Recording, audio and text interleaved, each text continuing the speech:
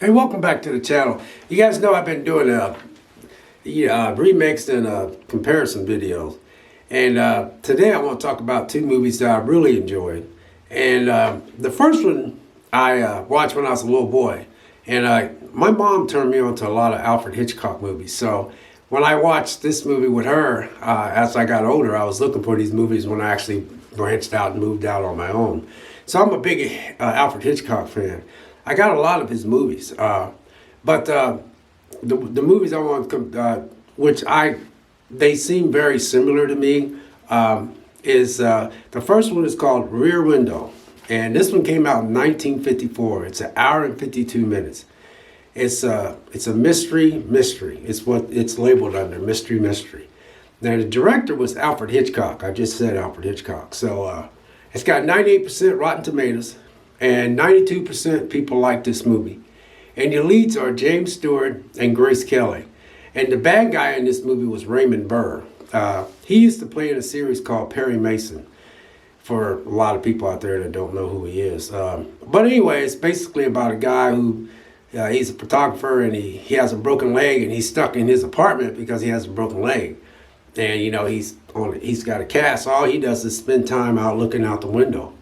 And he has this woman that comes over and checks on him from time to time. So he's just looking out his back window until his leg, he has to wait till his leg heals up. And so he thinks he witnesses a murder across from his apartment complex. And I remember the first time I watched this movie, man, it was the way Alfred Hitchcock, filmed things is so weird, because I feel like a lot of your newer directors today, they do a lot of stuff that's similar to a lot of directors that are has passed away or gone, and I think he left his fingerprint on a lot of directors that came before him, that came after him.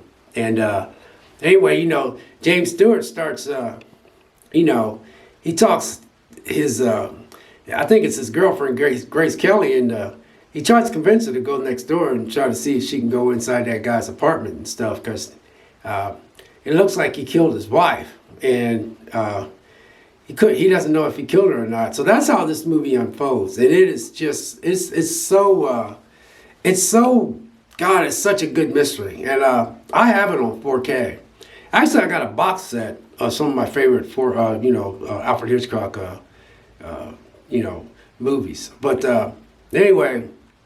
That's how this movie goes into. Is James Stewart, the caretaker is a woman that comes over and checks on him. She likes him, but he doesn't like her. But his girlfriend, I think, is Grace Kelly, and there's a little friction in there. But you have to watch the movie. But anyway, that's what this movie's all set up about. And then Raymond Burr is the bad guy who lives across the street that murdered his wife.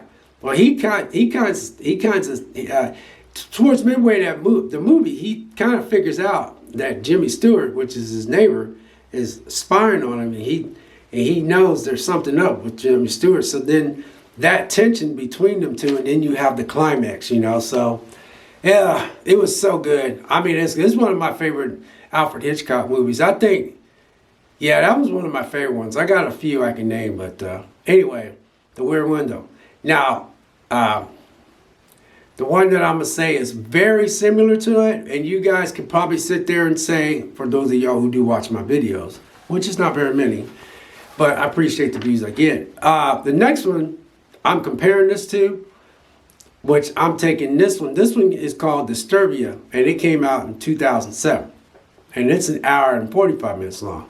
This one's labeled under a thriller mystery, and it only has a 69% Rotten Tomatoes, and 87% people like the movie, including myself. And I love this movie. I actually went to the theater to go see this movie because, this is Shia LaBeouf. Shia LaBeouf got some acting chops. So I don't know what's going on with him. It just seems like he got a lot of, issues right now. But good actor, man.